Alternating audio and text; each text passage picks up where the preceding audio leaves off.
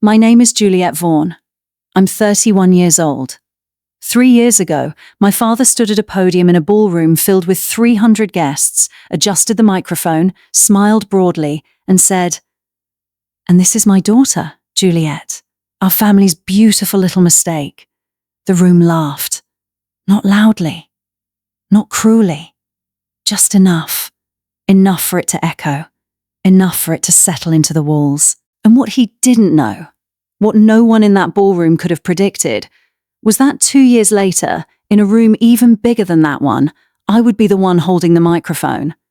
But before I tell you how that happened, let me take you back to that night. Because humiliation in front of 300 people doesn't begin at the podium. It begins in the years before it. The ballroom was lit in gold. Crystal chandeliers, round tables draped in ivory linen, corporate sponsors lined along the walls. It was my father's retirement gala. 38 years in corporate law, a legacy event. Judges, partners, executives, city officials. I wore black silk, structured, minimal, not flashy. My father liked understatement in women, just not in men. He was charismatic, controlled, commanding without raising his voice. My older brother, Thomas, inherited that. I inherited something else. Observation, which, in my father's world, translated to softness. I was 28 at the time, running my own non-profit consulting firm, not corporate, not traditional, not prestigious enough for that room. My father had never understood it. Charities don't build legacy, he used to say. Law does. When I turned down law school after college, he called it immaturity. When I moved into non-profit strategy, he called it distraction. When I secured my first city contract, he said, "At least you're doing something. Something. Interesting word. Not building, not leading. Something." At 9:17 p.m., the speeches began. Former colleagues praised his precision. Judges spoke of integrity. My mother dabbed her eyes carefully, not to smudge her mascara. Then my father took the podium. The room quieted. He told stories, law school antics. First, big case, negotiation victories. He gestured toward my brother, my son Thomas, the future of our name. Applause. Thomas stood briefly, smiled, polished. Then my father turned toward my table. "And this is my daughter, Juliet," he paused, smile widening slightly. "Our family's beautiful little mistake." Laughter. My stomach dropped. Not because it was new, because it was public. He'd called me that before. At dinner. In private. Jokingly. I was born 2 years after my parents planned their family. They told the story so often it sounded charming. She surprised us. She wasn't in the blueprint. Best mistake we ever made. But context matters. Private jokes become public positioning when amplified. And in that ballroom, with 300 witnesses, the word mistake wasn't affectionate. It was structural. People looked at me, not unkindly, but curiously. Oh, that daughter, the one who wasn't planned, the one who deviated, the one who didn't become law. I smiled, because reacting would confirm fragility. And fragility in that room would have been fatal. After the applause faded, I excused myself to the restroom. Not to cry, to breathe. The marble sink reflected my face back at me. Steady, controlled, not broken, but altered. There is a difference between being loved imperfectly and being introduced as imperfect. One is intimacy. The other is hierarchy. I washed my hands slowly, adjusted my lipstick, returned to the ballroom. Because exile in the middle of a gala feels like guilt. And I wasn't guilty. Later that night, as guests filtered out, a senior partner approached me. "Your father has quite a sense of humour," he said. "Yes," I replied. "And you?" "I have a memory." He laughed lightly. He didn't understand. But I did, because memory compounds. Words compound, and public narratives harden. That night, when I went home, I didn't scream. I didn't text Thomas. I didn't confront my father. I opened a spreadsheet, because humiliation can either shrink you or clarify you. And clarity requires structure. If I was the mistake, then I would define what mistake meant. And 2 years later, in a venue even larger than that ballroom, I would. Not emotionally, not dramatically, structurally. Because microphones amplify more than voices. They amplify posture. And mine was about to shift. The next morning, my phone was full of texts. Not outrage. Not apologies. Just commentary. Your dad's hilarious. Classic Richard. You've always been his favourite mistake. Favourite mistake. The phrase repeated like branding. No one thought it was cruel. That's the thing about polished humiliation. It hides inside charm. I didn't respond. Not because I was wounded. Because I was measuring. Tone. Position. Trajectory. 2 days later, I met Thomas for coffee. He arrived in a navy suit. Always prepared. Always aligned with our father's image. "You're taking it too seriously," he said after I brought it up. "Am I? It's a joke, in front of 300 people. So narrative matters," he sighed. "You've always been sensitive." There it was, sensitive. The fallback word when someone refuses to accept hierarchy. "I'm not sensitive," I said calmly. "I'm aware." Of what? That in rooms like that, words become labels. It's not that deep. It is. Silence. "You think Dad sees you as a mistake?" he asked. "No, I think he positions me as one. That's dramatic."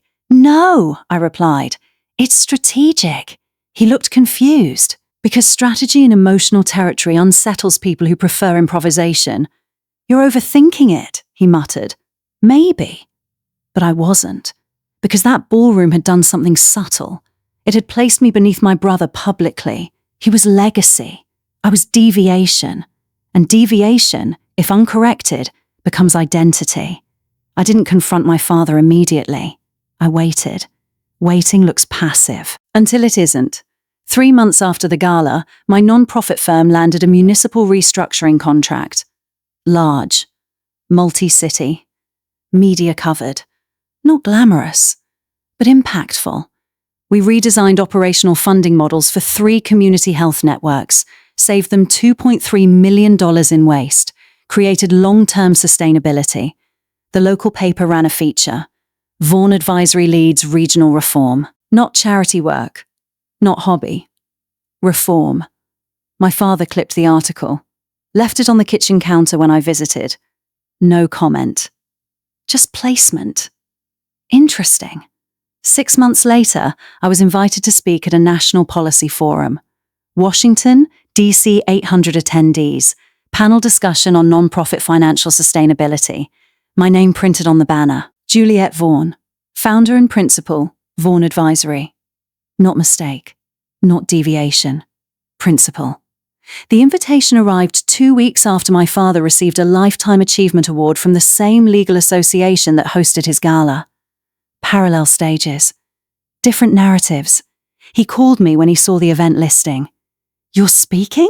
he asked. "Yes. National level?" "Yes." Silence. "That's impressive," he said. First time I'd heard that word from him about my work.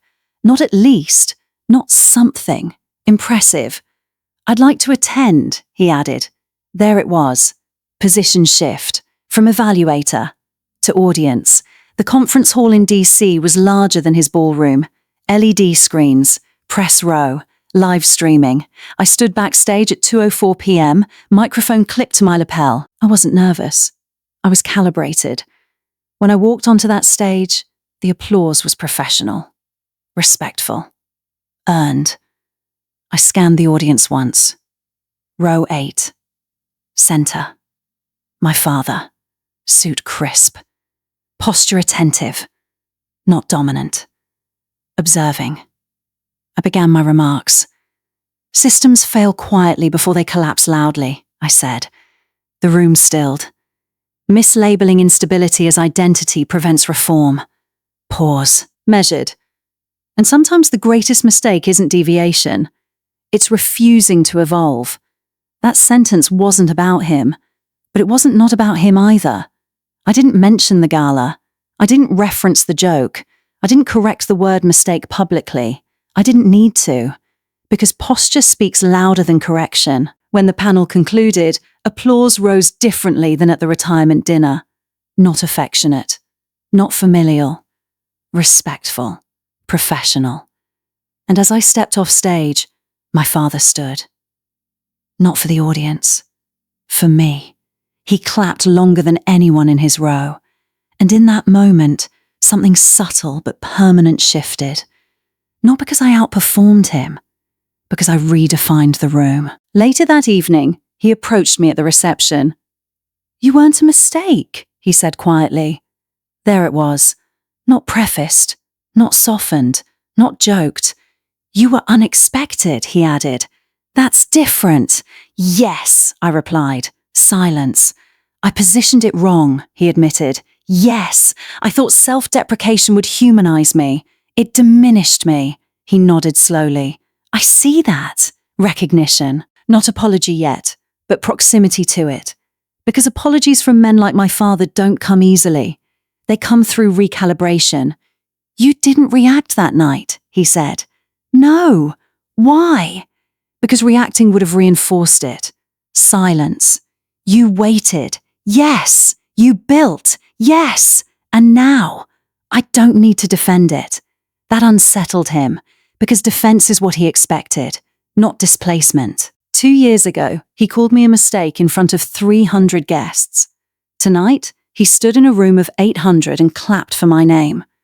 Not because I demanded it, because I built it. And the real correction wasn't the stage. It was what he said the next morning. Because public applause doesn't rewrite private language. But private correction does. The correction didn't happen in Washington. It happened back home, in the same kitchen, at the same table, with the same wood grain that had absorbed the word mistake 2 years earlier. We were alone this time. No guests, no microphones, no applause buffering tone. My father poured coffee slowly, not filling the silence, letting it exist. "I've been thinking about that night," he said. "Which one?" "The gala." "Interesting." He didn't say the joke. He said the gala. The entire event. Not the sentence that lingered. "You humiliated me," I said evenly. Not accusatory. Just accurate. He didn't flinch. I did. That was new. No reframing. No, it wasn't meant that way. No, you're too sensitive. Just I did. Silence. "I thought I was being charming," he continued. "You were being hierarchical," he blinked. "Hierarchical?" "Yes. You placed Thomas as legacy, and me as deviation." He leaned back slightly. "I didn't think of it like that." "No. You think I meant to diminish you?" "Yes." The word hung there. Not loud. Not dramatic. Just yes. Silence. "I never doubted your intelligence," he said. "You doubted my alignment." He looked at me carefully. "That's fair, alignment." That's what he'd always valued. Corporate path. Structured ladder. Recognizable markers. I had stepped off that. Not recklessly. Deliberately. "You equated deviation with instability," I said. "Yes. And instability with failure." Silence. "Yes, that was the chain. Not cruelty. Not hatred. Projection. Fear of unpredictability dressed up as humor. "I didn't know how to introduce you in that room," he admitted. "That startled me." "Why? You weren't in law. You weren't in finance. You weren't linear." Linear. There it was. He didn't know how to categorize me, so he categorized me as anomaly. Anomalies become jokes in rooms that worship order. "You could have just said my name," I said. He exhaled quietly. "Yes, I could have." Silence. He set his coffee down. "I was proud of Thomas because he followed the map," he said, "and confused by you because you redrew it." That landed. Not as an excuse, as clarity. I didn't redraw it to defy you, I said. I redrew it because the map didn't fit. Silence. And I didn't recognize that. No apology yet, but proximity to one. Do you regret it? I asked. He didn't answer immediately. He looked at the table, then back at me. Yes, there it was. Not loud, not ceremonial, just yes. Do you know why it stayed with me? I asked quietly. He shook his head. Because it wasn't about being called a mistake. It was about being introduced that way. Public framing hardens. It shapes how rooms receive you and how you move through them. I thought you were strong enough to handle it, he said. That's not the point. I know, silence. You were strong, he added. I was steady. Steady. The word that replaced sensitive, replaced dramatic, replaced impulsive. Steady.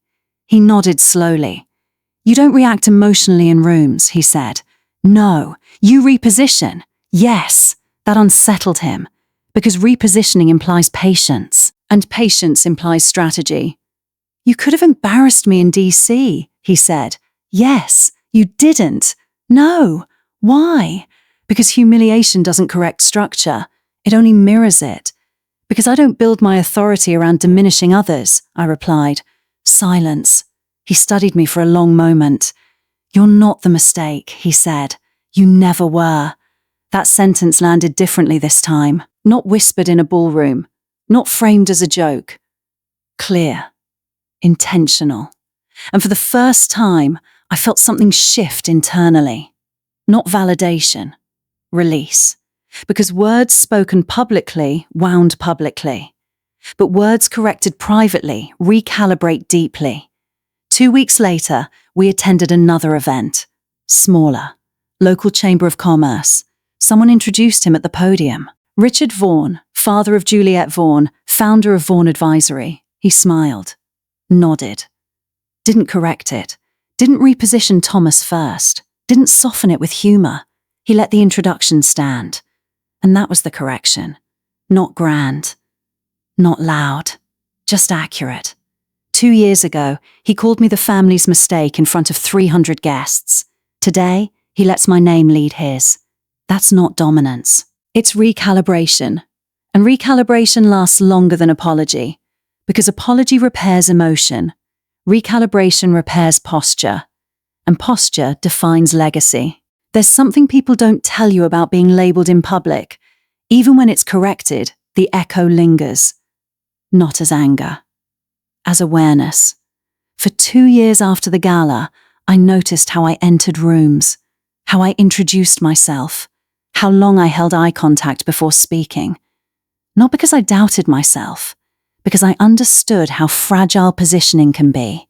Words shape hierarchy, and hierarchy shapes opportunity. My father didn't just call me a mistake, he framed me. But framing isn't permanent. Documentation is. Performance fades, structure compounds, and the shift wasn't dramatic, it was iterative. One Sunday afternoon, we sat in the same kitchen again. My father flipping through a business journal, my mother trimming flowers near the sink. He cleared his throat. You know, he said casually, you were never behind. Behind. That was new. Not mistake. Not deviation. Behind. You just weren't visible, he added. I was building, I replied. Yes. And I didn't see it. Silence. I thought success meant upward movement inside established systems. And you built outside them. Yes, he nodded slowly. That unsettled me. Why? Because I didn't understand it. There it was again. Not doubt. Not dismissal. Ignorance. Ignorance disguised as humour. You didn't defend me, I said quietly. I didn't. Why? Because I thought confidence meant you didn't need it. That landed. Confidence doesn't remove the need for support. It amplifies the need for alignment. You don't get to decide who needs defense, I said. No. Silence. And I learned that too late. Yes. But late learning is still learning.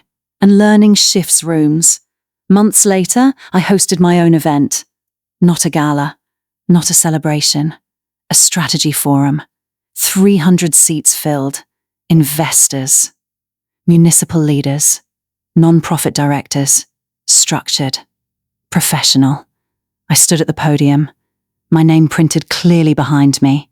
Not daughter, not mistake, founder, principal, visionary. My father sat in the front row this time. Not back, not observing from distance. Front, attentive. When I finished speaking, the applause wasn't affectionate. It was earned. Afterward, as people approached me, someone asked him, "Is she your daughter?" He smiled. "Yes. Did she always know what she wanted?" He paused. "No," he said honestly. "She learned." Then he added something that sealed the arc. "And she taught us how to see it. Taught us. Not embarrassed us. Not corrected us. Taught us. That's recalibration. Not ego collapse. Not dominance. Education." Quietly delivered. Later that evening, we stood outside the venue. Cool air. City lights behind us. "You don't hold it against me," he said. "No, you could. Yes. Why don't you?" Because resentment ties you to the moment you were diminished. Structure frees you from it. "Because I don't need to win that argument anymore," I replied. He nodded slowly. "You weren't a mistake," he said again. "I know. And you never were." Silence. That sentence no longer felt like correction. It felt like confirmation. And confirmation is quieter than apology, but stronger. Here's what I learned. Being right doesn't heal what was said. Being seen does. You can be correct for years and still feel misaligned. Because alignment isn't about proving people wrong. It's about holding your posture long enough for them to adjust. 2 years ago, he introduced me as the family's mistake. Today, he introduces me as his teacher. That's not revenge. That's recalibration. And recalibration lasts longer than praise. Because praise is loud. Recalibration is structural. If there's a lesson here, it isn't about fathers. It isn't about daughters. It's about labels. When someone defines you in a room, you have 2 options. React loudly or build quietly. I built quietly. And quiet structure outlasts public framing. My dad called me the family mistake in front of 300 guests. 5 years later, they couldn't believe what happened. Not because I changed, because I stayed steady. And steady always compounds. If you've ever been labeled something that didn't fit you, tell me in the comments. And if this story resonated with you, subscribe. Because sometimes the strongest comeback isn't a speech, it's a posture. Just when I thought the narrative had shifted, it resurfaced. Not from my father, from someone else. It happened at a private donor dinner 6 months later. Smaller room, 40 guests, board members and legacy donors. The kind of room where lineage matters more than resume. I was there as a featured consultant. My father was there as an honoree. We weren't seated together. Intentional. Strategic. I was mid-conversation about municipal sustainability when I heard it again. "She's the one he called a mistake, right?" Soft voice. Near the wine table. Not meant for me. But volume travels. My spine didn't stiffen. My face didn't react. But internally, something shifted. Because narratives don't disappear. They hibernate. And in legacy circles, stories linger. I didn't confront the speaker. I didn't need to. Instead, I waited. Because rooms reveal themselves when you let them. Later that evening, I was asked to speak briefly about fiscal transparency. 3 minutes. Unplanned. Microphone passed to me casually, and I realized something important. The word mistake hadn't died. It had simply become anecdote, and anecdotes shape legacy. So I addressed it, not defensively, not dramatically, just clearly. "When you build something outside tradition," I said calmly, "people often mislabel it." A few heads turned. "When you don't follow the expected script, you're called impulsive." A few more. "And when you refuse to collapse under pressure, you're called difficult." Silence settled. "But sometimes," I continued, steady. The label isn't about you. It's about the discomfort your direction creates in others. That landed. Because I didn't say mistake. They filled it in. I didn't look at my father. I didn't need to. Because correction doesn't require eye contact. It requires clarity. The applause was different that night. Not polite. Measured. And afterward, the donor who whispered earlier approached me. I didn't realize, she said quietly. You weren't meant to, I replied. That was the shift. The narrative didn't die because my father apologized. It shifted because I repositioned it publicly without attacking it, and that changed more than one room. But the real reason my father said mistake all those years ago? That came out the night he finally admitted something he had never said aloud, and that confession changed everything between us. The confession didn't happen at a gala. It didn't happen after applause. It happened in a hospital waiting room. My father had minor surgery. Routine. Outpatient. Nothing dramatic. But hospitals strip performance. They remove polish. They equalize tone. We sat side by side under fluorescent lights. Silence between us. No audience. No reputational stakes. Just two people with history. You handled that donor dinner well, he said quietly. I handled it, I replied. He nodded. You didn't correct them directly. No. Why? Because correction isn't always about confrontation. Silence. He stared at the tiled floor. You know why I called you that, don't you? The word wasn't spoken. But it didn't need to be. Mistake. No, I said. I've guessed. He exhaled slowly. When you were born, I wasn't ready. That caught me off guard. Not because I hadn't sensed it.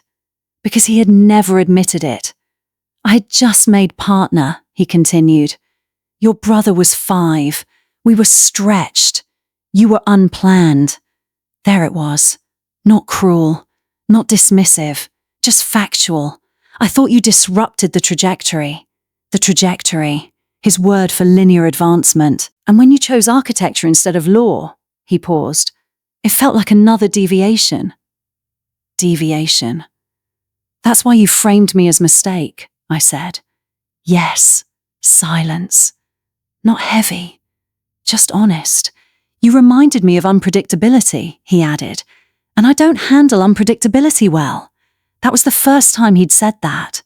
About himself. Not about me. You weren't ashamed of me, I said slowly. You were afraid of loss of control. He nodded once. Yes. Fear mismanaged becomes labeling. Labeling becomes narrative. Narrative becomes identity. You didn't want to admit that you couldn't predict me, I said. Yes. And so you minimized me. Yes. There it was. Not aggression. Not cruelty. Control. He wasn't trying to diminish my worth. He was trying to reduce unpredictability. But reducing unpredictability by diminishing people fractures them.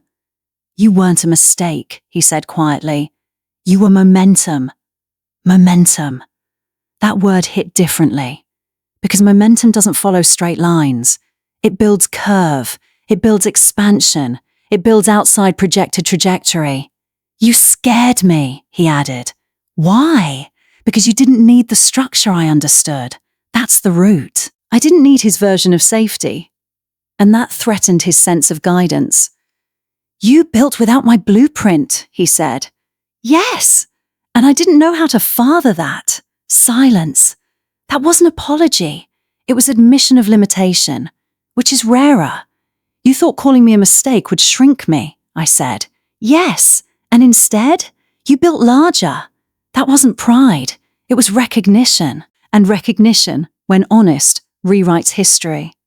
We sat there quietly. No tension. No anger. Just recalibration.